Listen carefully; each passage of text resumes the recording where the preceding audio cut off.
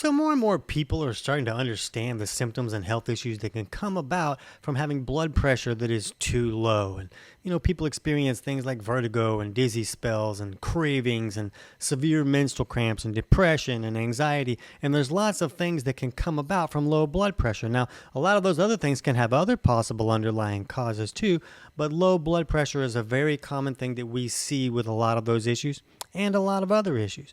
And when we're talking about low blood pressure, we're talking about looking at your blood pressure and that systolic number, which is the top number, being below 112. That's where we consider that to be low when we're working with clients. So in this video, I want to talk about some foods that a person can use if their blood pressure is too low to help them feel and function a little bit better. Let's jump in. TC Hale is not a doctor and does not claim to be a doctor or licensed in any type of medical field. Don't be an idiot and use anything heard on the show as medical advice. This information should be used for educational purposes only, and you should contact your doctor for any medical advice. Now get off me. So the first one that's really interesting to me is like tomato sauce or tomatoes. These seem to be a great option for a lot of people that are having low blood pressure, as long as they're not having some type of food sensitivity to tomatoes. That's not going to override what the benefits can come from tomatoes. But what seems to happen is that tomatoes have the ability to sort of pull calcium out of the tissue level and sort of hold it in the bloodstream. So then that calcium can kind of thicken up the blood a little bit, raise the pressure needed to push all that through the system and raise a person's blood pressure and just help them to feel and function a little bit better. So it's not really about like, oh, I should just supplement with calcium then. It's not really about bringing calcium into the system. It's often about where is that calcium going to be placed. And the tomato, especially tomato sauce, has the ability to pull some of the calcium that's in that tissue level back out and kind of hold it in the bloodstream and allow it to thicken up that blood and raise the blood pressure a little bit. Vitamin D can work similarly, and some people that'll have like depression issues or stuff like that because of that low blood pressure and because of the low level of the minerals in the system, and those minerals are needed for signals to travel from the body to the brain correctly and such. So when that's really low, they can supplement with vitamin D, and sometimes that vitamin D can kind of help hold some of the calcium in that bloodstream and thicken it up and make them feel a little bit better. Too much vitamin D can create a lot of trouble, but we have other videos about that if you need to understand those issues. But because the tomato sauce can act a little bit like vitamin D, tomato sauce can be a helpful food, and it's really easy just to have some tomato sauce in the refrigerator and add it to whatever kind of thing you're going to cook up for lunch or dinner that day. And that might make any meal a little bit more beneficial for someone with low blood pressure. Another thing that's really you don't want to overlook is unrefined salt.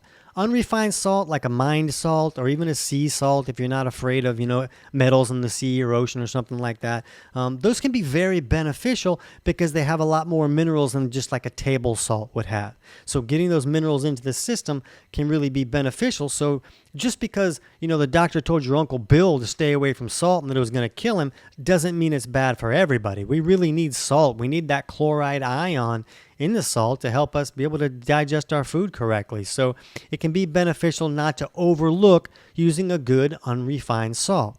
Now, because a lot of times when we see low blood pressure, we also see low B12 and low folate. A lot of people feel like foods that are higher in B12 or folate can be really beneficial for someone with low blood pressure. And eggs can be a great one in this regard. And I also like eggs for this situation because in most cases, when someone has really low blood pressure, there are digestive malfunctions going on that are restricting their ability to break their food down correctly and get all the minerals out of that food and pull them into the system. So when that's the case, eggs are a great protein source that's a lot easier to break down than like a steak or maybe even a chicken breast or something. Eggs are probably the easiest protein to break down, so if someone's having digestive malfunctions, they might be able to get nutrients a little bit easier out of eggs than they would some other type of protein source. Because a really great food for low blood pressure is like, grass-fed liver. or grass-fed organ meats. And those are so beneficial because they're so high in different types of nutrients. A lot of nutrients are found in those organ meats. So if a person's having low minerals and low nutrient levels, eating foods that are really high in minerals can be really beneficial. But organ meats are a little bit harder to break down. So if I have a client with low blood pressure, I won't usually have them consume organ meats until they have improved their digestive malfunctions a little bit, until they're taking steps to kind of maximize that digestive process so it's easier for them to break those down and get all the nutrients out of those food. But a person could use like grass-fed liver pills. I'm not going to give you a brand or anything, but there's a lot of companies out there now that are making grass-fed liver pills and other organ meats, and you can find them on Amazon and places like that. And that can be beneficial because you don't have to break those down. They're already broken down in that capsule form, and that might be an easier way to get some of those nutrients. And this is a great food. Here is bone broth. That can be a food. It's in this liquid state, but it has all these nutrients that are really harder for us to get from other sources. You're kind of letting those bones melt down in that water for a day or two at a time, and it really makes it a lot easier to access those nutrients. And so bone broth can be really beneficial to help someone feel and function a whole lot better when they have low blood pressure. And I don't need a person to drink bone broth all the time. Even if you just have like half a cup or a cup per day, it's just an easy way to cheat and let your body get those nutrients in a really easy way. Another thing that someone uses a lot for food is apple cider vinegar. That can help acidify the stomach a little bit.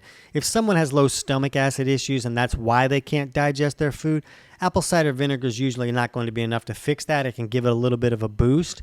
But if you're having salads and you can use a little apple cider vinegar in that, it might help you break down those foods a little bit more. But another big thing to think about is instead of just having problems, breaking down the food and bringing in those minerals, a lot of people will have low blood pressure because they're peeing out too much of their salts. And so one thing that can help is to consume more carbohydrates, but good, real food sources of carbohydrates.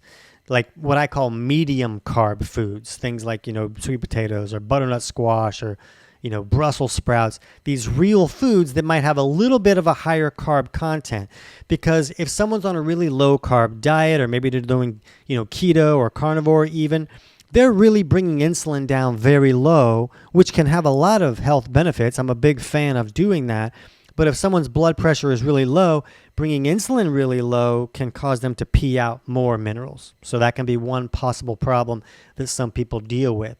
So if you can raise your carb content a little bit, you'll raise that insulin a little bit and maybe restrict yourself from peeing out so many minerals. And maybe you just do that. If you're doing like really low carb diet or something, maybe you just do that for 1 or 2 meals of the day, or maybe a few times a week, just enough to get that insulin from going really low and causing you to pee out so many minerals. Just keep in mind, you don't want to have so many carbs in such a high carb meal that you're creating spikes and crashes in that blood sugar, because when blood sugar crashes, if blood pressure is low as well, a person is really going to feel lousy when both of those go down. So keeping your blood sugar on an even keel is one of the most helpful things you can do to feel and function better if you're dealing with low blood pressure issues. So another type of food can be like caffeine, like even coffee. And I haven't always been a fan of coffee, but I'm not so against it anymore.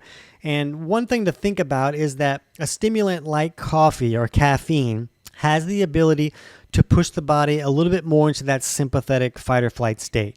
And when you move into that sympathetic state, it has the ability to constrict that vascular system a little bit, which is going to raise the blood pressure just a little bit. So for a lot of people, you hear, I just can't function without the coffee. I just feel so much better with the coffee. And that can be the reason. That doesn't mean you want to have so much coffee or other stimulant type situations that's really going to jack you up or create some type of issue. But for some people, using a little bit of caffeine can be beneficial in this regard.